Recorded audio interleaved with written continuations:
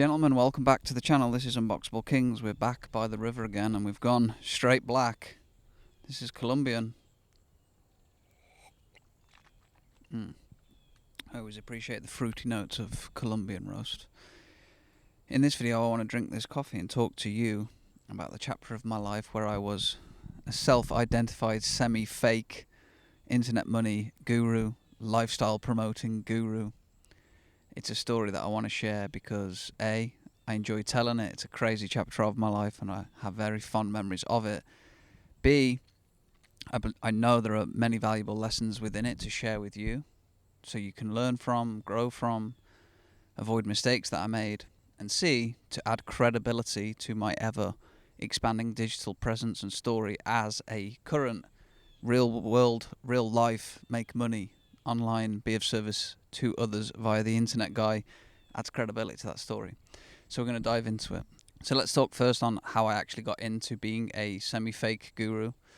I was 25. I was living in Scotland. I was in a relationship that was reasonable with an ex-partner now. Work was definitely not reasonable. I'd just flown back from Asia where I was making $30 an hour as a teacher, teaching English as a foreign language. I got back to Scotland and the only job that seemingly I could find was minimum wage at a coffee shop as a trainee barista, hence the consistent coffee references. I've always liked coffee, always liked being around it, but doing it for minimum wage, not really the vibe, you know. And I did that for like 5 weeks and was like, gotta get out of this, felt trapped, felt lost, all those feelings, felt boxed in, all my potential being wasted. And I'm a guy that, because of my past story, if you want to check out my story on cancer, I have a very quick ability to adapt and move and shift because I'm like, life is short, let's fucking roll. So I was like, I gotta get out of this. And then I got targeted by a Facebook ad, and this is like 2017. So back then compliance wasn't really like it is today. The Zuckdar wasn't as well developed, and you could literally run adverts that said, quit your day job, make $1 gajillion online using my very special simple system. And I'm in a position where I'm like, well, sign me up for that, let's go. Went through the web class, the webinar, and the pitch at the end was to pay a one-time fee of $79 to join this system. And I was like, well, let's go. And I scrambled around. It's the first time I'd ever used a credit card on the internet. I just don't even know how I got one, but I found it, paid, was like buzzing, we're in. And then I went through the training, and the premise essentially was that we were going to join an MLM. This specific one was called Enagic. They sold high-ticket water ionizing units, and the webinar sets you up for that sale, and it's essentially $10,000. And I'm on minimum wage. But when I watch the pitch and I soak up the energy of these guys, I listen to the stories, I'm like, oh, if they can make this work, I can make this work. I understood it pretty quickly. I could see the numbers, I could see the potential. I just didn't have 10K. So I took like 5 minutes on the internet. I filled in 5 or 6 credit card applications, and within 9 days I was fully funded. I had access to $12,000 to invest. And this is why I don't believe the story when men say, oh, I don't have the money to invest, oh, it's too risky. All of that, that's just false, because you can get the money, you just got to be resourceful. You can have your own opinion on leveraging credit. If you look at what rich people do, that is what they do. This was in the pitch back then, and I still believe certain elements of it, but we're going to get into why I may not have made that specific investment for 10K. But at the time, I was like, well, this is a no-brainer. I've got the money. Let's roll. I can't keep doing minimum wage.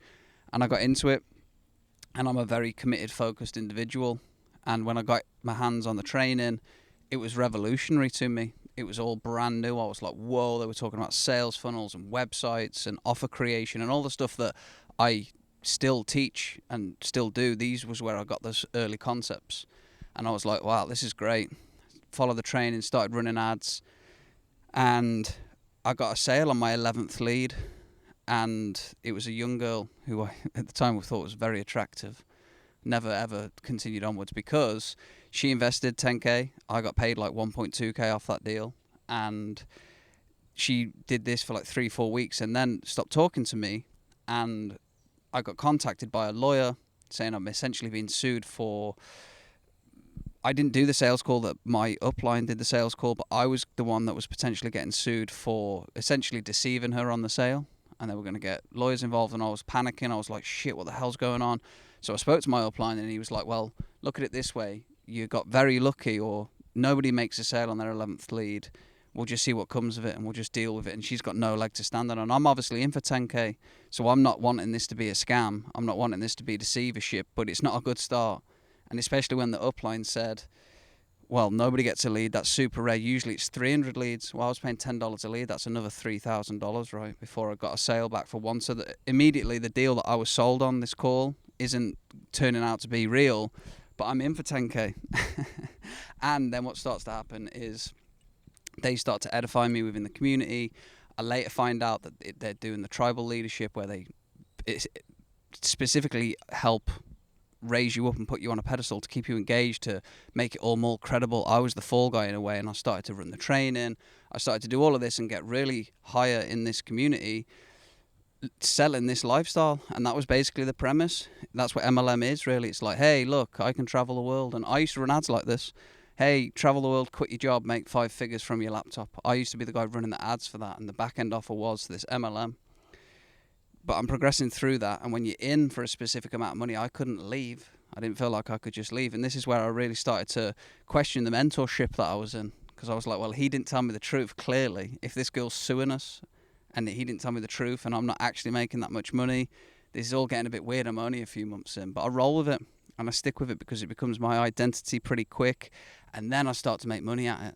And the money for me was not a lot compared to other people within this scheme. I really knew some people that were making like 100k a week. My best weeks would be like 4 or 5k a week, but still, man, 4 or 5k a week anywhere in the world, 24, 25, 26. You know, you get this ego pretty fast about how good you are at business, and then you start to enroll more people. And this is where it becomes the fake guru, because you're not really doing business other than showing your lifestyle. And why I call it semi-fake for me is because I was never all the way in a sense of I was all the way in on the training side, the giving side. I felt a little bit like I was trying to save people a lot, but direct sales, I always gave off the energy of like, look, this is hard. It's going to be way more than 10k. You're looking really more at like 20k, and your success is predicated on can you sell other people this lifestyle.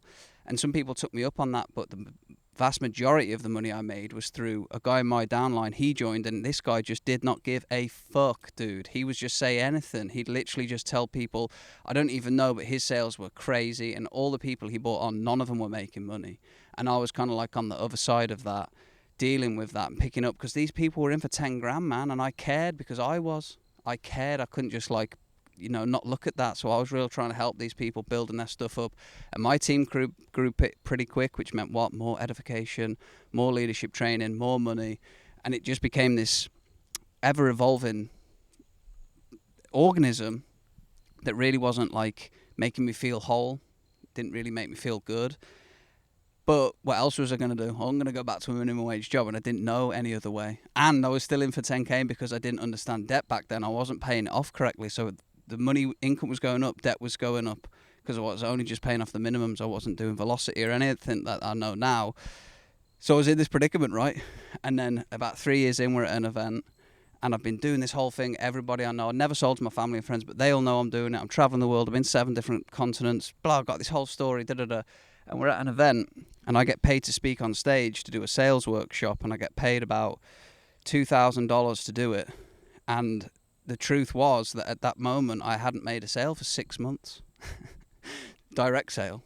My team had. So I'm doing, and you could see that either way, but I'm doing a sales training on something I'm not actively doing live. It was just super weird, and it didn't resonate, and it felt very odd, and people were really worshipping me, man. The people I didn't even know were coming up to me, and they were like shaking my hand and giving me hugs. I've changed your life, this, and this. And I'm thinking, well, I know what rank you are in the compensation plan, so have you even made money back, or are you just in for 10k and now you're trying to find reasons to continue on?